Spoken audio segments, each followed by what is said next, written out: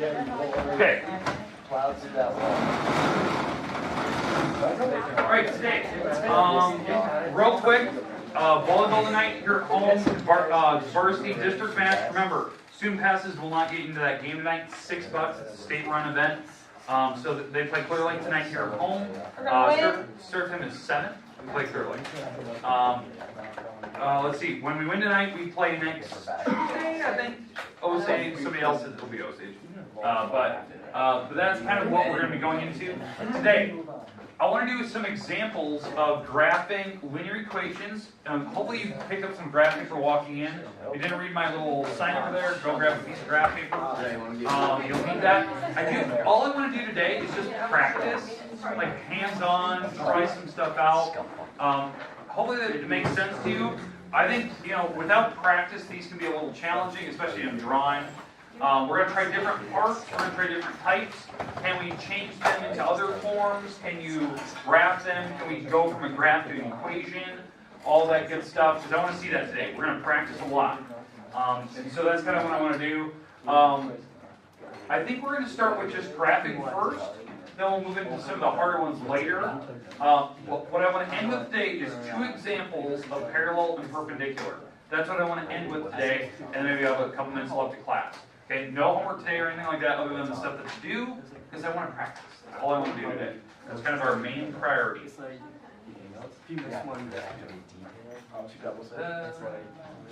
naming 2 of the 3 things. Or 4 of the 7 ABCs. I like moving all down. I took out half the words. Okay. She makes that 40 points. All right, today, let's start writing off right on the bat with the first one here. We're gonna be trying to graph slope-intercept form. So most people know it. I want to review it one more time just so you know it. Slope-intercept form looks like this. This is the form that's written in. But I'm going to give you one of these, and I'm going to see if we can go immediately to the graph. Now, remember the parts. What does M stand for? Slope. Slope. Okay, that's what your M stands for. Now, slope means rate of change in y's over change in x's, which is a really big fancy way of saying rise over run. How I always do rise and run, it's either going up or down, and it's always going to the right. Does that make sense? Because we go left to right. So up or down, and then we just go to the right. So if it's negatives, that means it's going down to the right. That's just how I think of it. It doesn't actually matter where you put the negative sign. So keep that in mind. Now, what does the B stand for?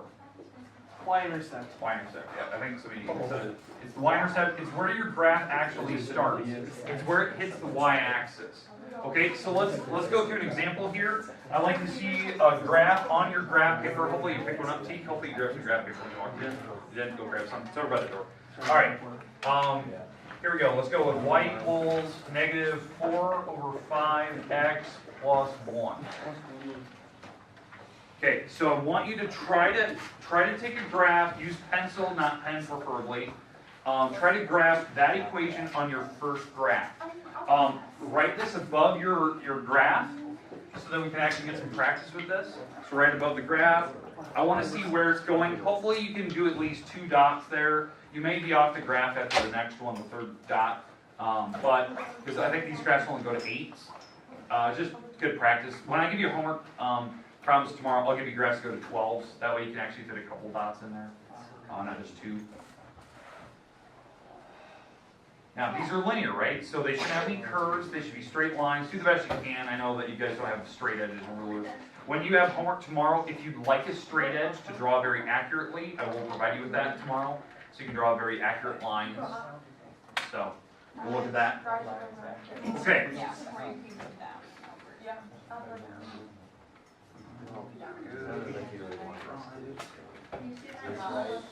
No, I couldn't. I was waiting on the lines, so. Yeah. I don't see a line on your page. I don't see a line on your page, Justin. I hadn't drawn the line. I've yet to see a line on your page. On the pen.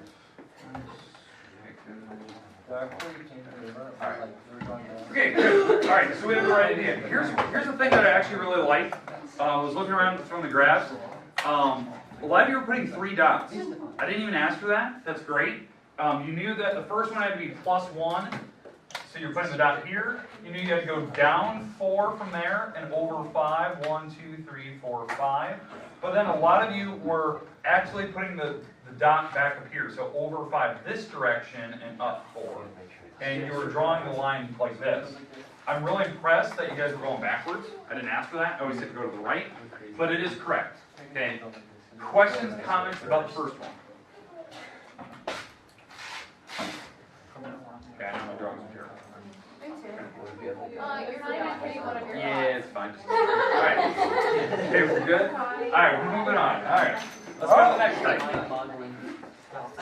Alright, now. The next one. The next one's more difficult because now I'm not going to be giving you the equation first. I want to know what the equation is. So I'd like to put a dot at, let's go 2, 3, and put a dot at -4, -1. So -4, -1, and a dot at 2, 3. And what I'd like you to do is come up with the equation that represents that line. Now, the form that I want it in, I want it in point-slope form. Now, before you start and you're going crazy and trying to, write that down, remember what point-slope form looks like. It looks like this. So y minus y1, m, x minus x1. So how this works, the m is your slope. Just like always, this is just the traditional slope formula. So it's, difference in y's over difference in x's, like this. That's the slope formula, how you find it. It's going to be a fraction. It's fine. It can be positive or negative. I don't really care. But then the x1 and y1 here are one of the 2 coordinates. You just pick one of them. And so x1, y1, that's just one of the coordinates that's on the graph. It's just a random coordinate. Now, when you're picking that random coordinate, pick one of the 2 that I gave you. Don't go down the road and try to find a different one. I always have at least one person always goes, well, this one looks good. It's not close, like it's not even on the line when you actually draw it. You can't just pick some random spot. Yes. Okay, so I'd like to see it. So you should have the graph, and now what I want now is the actual formula. Yeah, it is. I have x plus 2. Wait, red. Wait, is it x minus 4? Yeah, but it's... Did you get 4 over 6? I got -4 over -6. So yes. You can pick... What? 2/3. You can pick 2/3. Oh, it's going to pay for it by simplifying.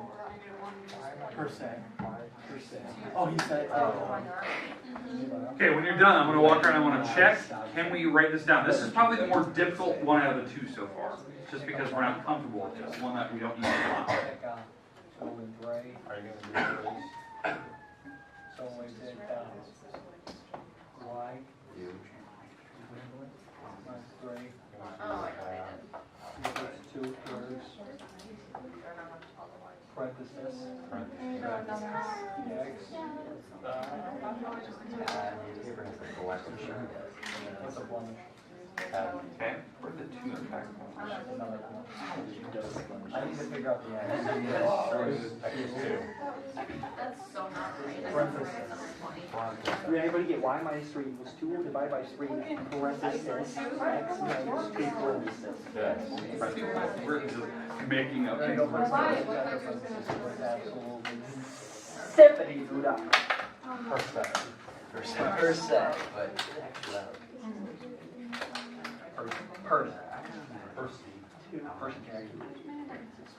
Why don't we use back-to-back?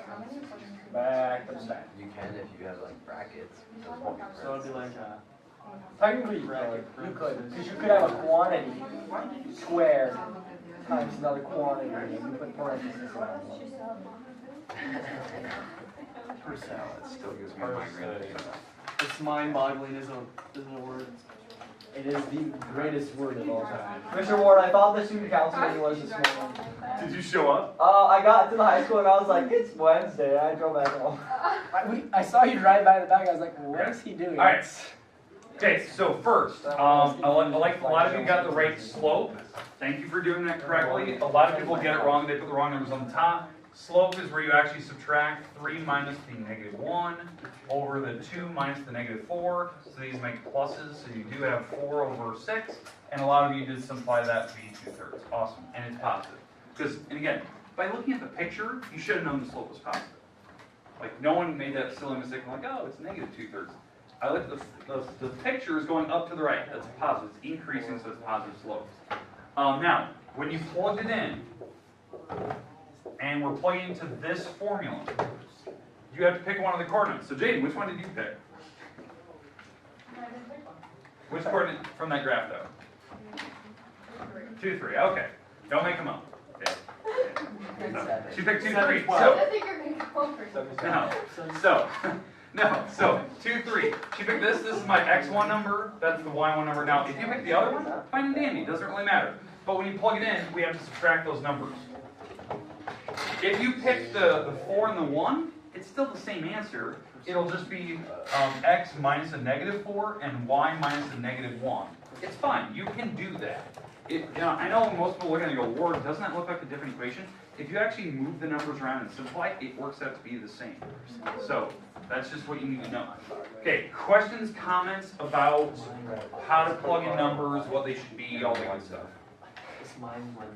Okay, now, on this form, this is the go-to form when they give you a picture and you need a formula for it. Because why this is the go-to one is that you can actually distribute the 2/3, which would be terrible, but you get fractions everywhere, and then add the 3 across, and you can get to other forms. I can rearrange equations to get from, point slope to slope-intercept, and then go from slope-intercept to standard, because the way that you can just manipulate and get from one to the other. Because really all I have to do is once I distribute, and I add the 3 across, then it will look like this form.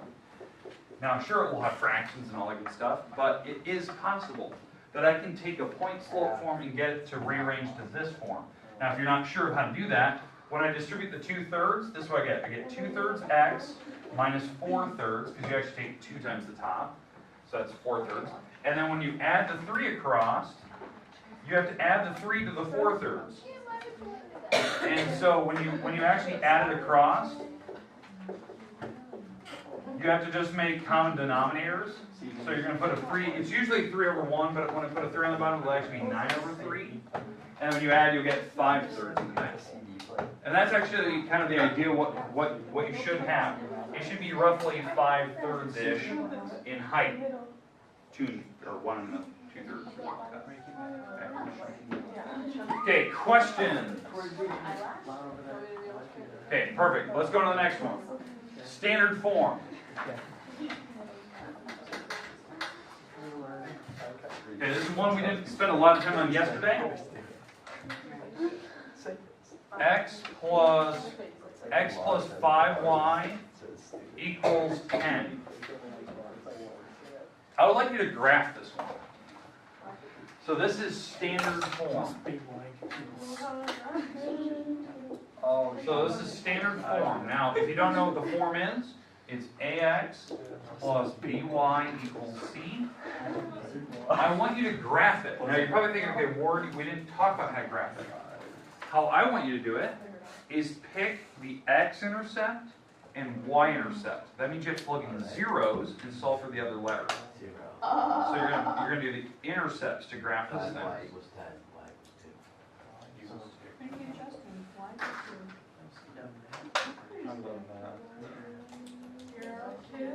And it's 0. Now I want to see where your graph is, and that's all I want to check. I want to see where you graphed it. You make this one 10 right here. And then we're going to talk about it. Because this is something we didn't talk about yesterday. I want to see what do you know as of this moment.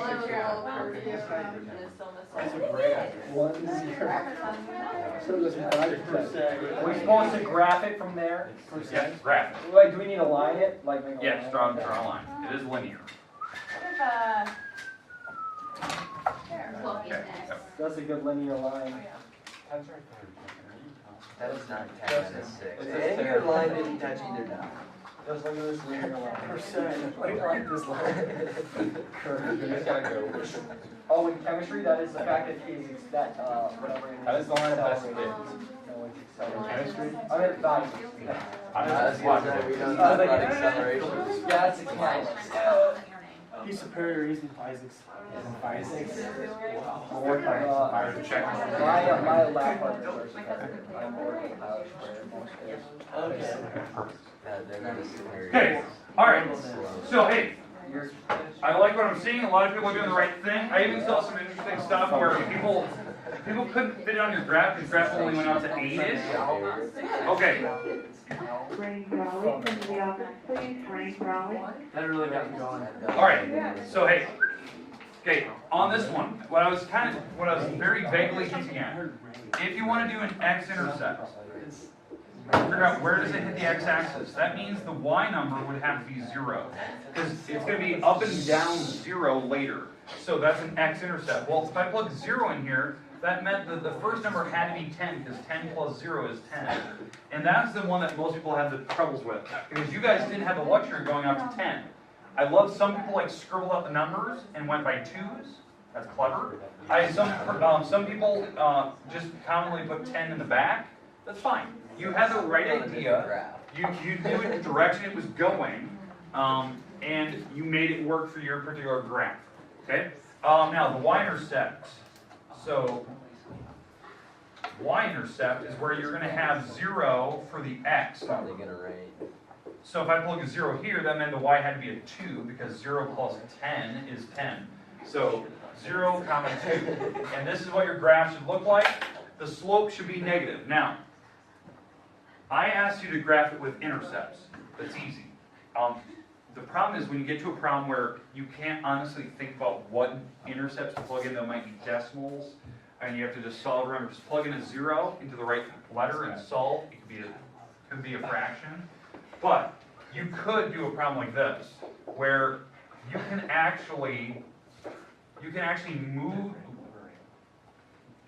You can actually move items around and actually make it down to this form. So if you want to take standard and rearrange it to slope-intercept, it will still allow you to graph, even though I didn't ask you to do that. That I can move the x across to make it negative 1x plus 10, and then divide everything by 5, so it's negative 1/5 x plus 2, because I divide everything by 5. And that's actually how you do that problem. You draw it positive 2, and you're going down 1 over 5. Down 1 over 5.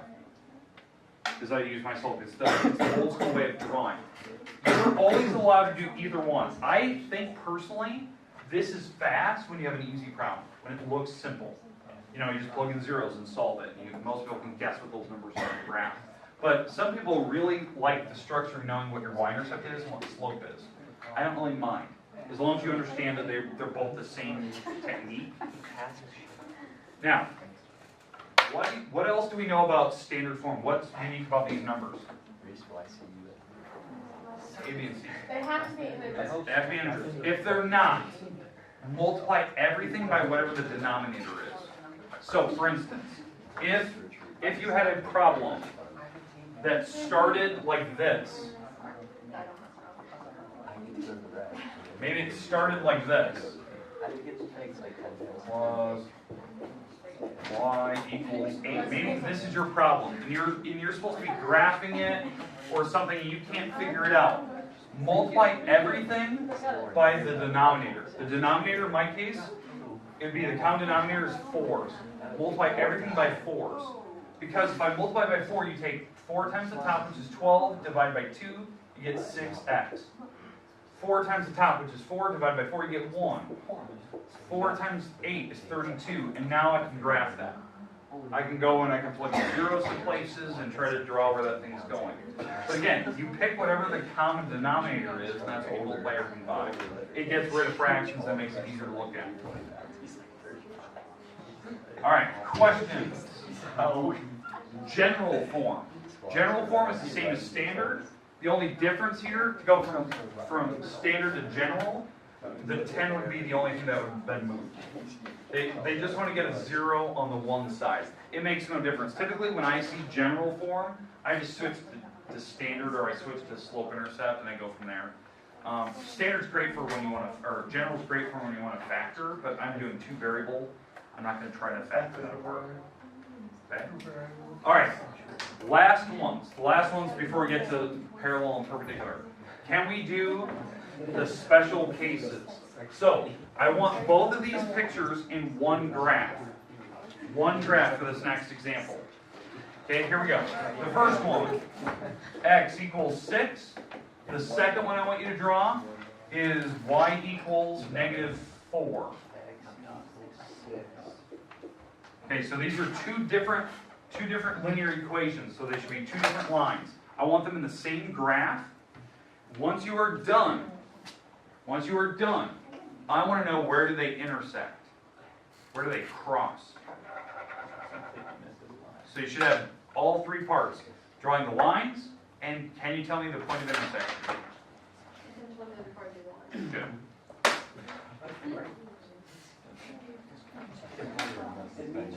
It meets right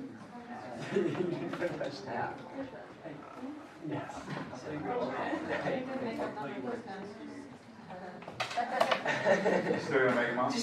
I love it. You run up the thing like. It was just one. Yeah. No, jeez. He broke it. No, I didn't break it. Anything. He busted it. Gordon Hayward busted his ankle yesterday. This dresser will love that one. Took a pen. You probably have a heart attack. No, she made her mad. She said, well, you need to suck it up. He goes, you said yes. You said that? He doesn't know this. Alright, hey, so, it looks like everyone had the right drawing. Remember, the first one, I'm going to try to color code as we go. Okay, the first one, x is 6. So you have to find 6 on the x-axis. 1, 2, 3, 4, 5, 6. I think this was borderline the edge of your graph. It was like right on the edge. Okay, so that's 6. And then -4 was down for the y. So this is what the graph should look like. And yes, they did intersect. They crossed right here. And I love the fact that, and Nicole even said it, like, I knew how to figure out the intersection point before I started, because what was it? Yeah. 6 and 4. 6 and -4. Like, you didn't have to think about it. That's your x number, that's your y number. There's no thinking about where they're going to cross. You don't have to count, you already know it. Because since these are special cases, those are the numbers you're going to get for x. Those are the numbers for y. So that's the point of intersection. I just thought that was kind of, some people just don't think about that. That's what it's given to you. They try to like count after they draw it. Like, you didn't need to think about it now. Okay, questions on any of the 5 types we did that you're not comfortable with?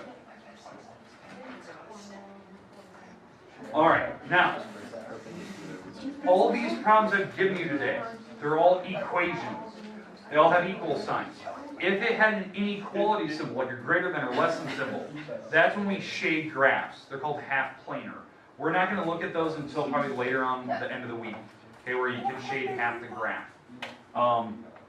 That's something we'll eventually get. There's like a lot of problems that can, a lot of numbers that could work for those. I'll explain those later. The last thing I want to talk about today is, are lines parallel or are they perpendicular? These examples I've given you right here, these 2 particular lines are perfectly perpendicular. Perpendicular means they intersect at 90 degrees. They're perfectly L-shaped. Now, the reason why they're L-shaped is because they're just one's vertical, one's horizontal. It's kind of easy. But what happens when the lines are kind of floating out in the middle of nowhere? You still have the option of making perpendicular out there. It just won't be as clean. And that's what I want to talk about. That's what I want to go into. So we're going to start with parallel. So we should be going, I want you to move on to, I think we're on our, what, our 4th graph now? Yeah. Okay. So, maybe, 4th or 5th? 5th, 4th, 5th. All right, so we're going to start with parallel.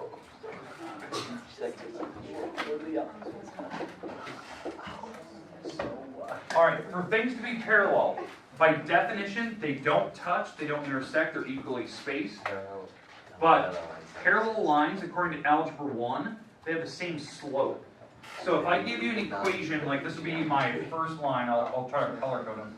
the first line, if I give you the slope-intercept form, let's say it's negative half x plus 3, we can graph that, right? It's an easy graph. It starts at positive 3 on the x-axis. It's going down 1 over 2, down 1 over 2, and here's my line. But what I want is I want a parallel line to this one, but I want it going through negative 4. So I want a parallel line to this thing, but I want it passing through, I want it to pass through negative 4 on the y-axis. So my y-intercept is negative 4. So can anyone give me what the equation would be? Y equals negative 1/2 x minus 4. Yeah, exactly. It's got to have the same, it has to have the same slope, but the only difference is the y-intercept in the back changed. So we're going to start at negative 4, and we're going down 1 over 2, down 1 over 2, and they should be parallel to each other. Okay? Now my horrible artistic talent doesn't make it look like it is, but trust me, that's just how we make it that way. Question? Can we just attack parallel lines like it's non-Euclidean and parallel lines? Oh, no. Are you sure? I don't know if I'm Appreciate it. In this class, we're gonna be on Euclidean geometry still. They exist. We're gonna go They with don't. So, I don't know. We don't believe it. They are. I don't know if I believe believe it. Hey, the thing is, I'm impressed that you guys remember that. So that actually makes me happy. They That's do awesome. not exist. All right, So so we learned, Mr. Ward. all right, you guys were paying attention that day, so that was good. So, That's all right. every day. So, but parallel, right? They're equally spaced. They just have a different y-intercept. Now, what I want now, instead of parallel, Perpendicular. I want perpendicular, but the same instruction. Okay, so now I'm going on to a different graph. So, same exact rules, but now I want perpendicular. So this is my last example today. All right, for this to work, you have to have what they call an opposite reciprocal for it to be perpendicular. That means whatever their slope is negative half. I'm going to flip the fraction over and then make it the opposite sign. Well, it was negative, I'm going to make it now positive. That is called an opposite reciprocal. So you'll hear me use that a lot. So use the opposite reciprocal. Opposite is plus versus minus. Reciprocal is flip the fraction over. And then you're going to use whatever y-intercept they want me to use. So I'm going through negative 4. So now I'm going up 2 over 1, up 2 over 1, up 2 over 1, up 2 over 1. And there's my perpendicular line. That should be perfectly 90 degrees. Is that 9? Okay. I would like you at some point put that on your paper. Tomorrow we're going to practice more difficult style problems where I give you standard and ask for perpendicular, or I give you point slope form and ask for parallel, that type of thing. I'm going to try to pull more examples from the homework tomorrow so you get kind of a feel for it. We'll probably get an assignment tomorrow, but it won't be due until next week. It'll be one of the first assignments of this next quarter. Now, I'm going to warn you, homework, this assignment due today, 172, make sure you get it turned in. If you haven't done that yet, make sure that gets turned in. I'll try to hand it back to you tomorrow so you make fixes and whatnot. I will be doing a book check next week sometime, just to see if you have the right book number still. Have you been borrowing books from me? Because I'm slowly missing books, as I can tell my shelf is slowly being depleted. Front row. I have to make sure you have the right book number, and you have a book cover on it. Do we get a point value for that? Yes, 5 I thought we already had. That was those points. You do. Some people have torn it off. Or they exchange it for a different book in their library. There's a book over there with the Alright. Their library or their library. How convenient. Alright. How convenient that is. Don't erase the thing. Plus This is Kim also. Mr. Ward, do you believe that parallel lines belong in nature or occur naturally? They do not. Yes. No, they don't. In what They do not instance? exist. In what instance? In math.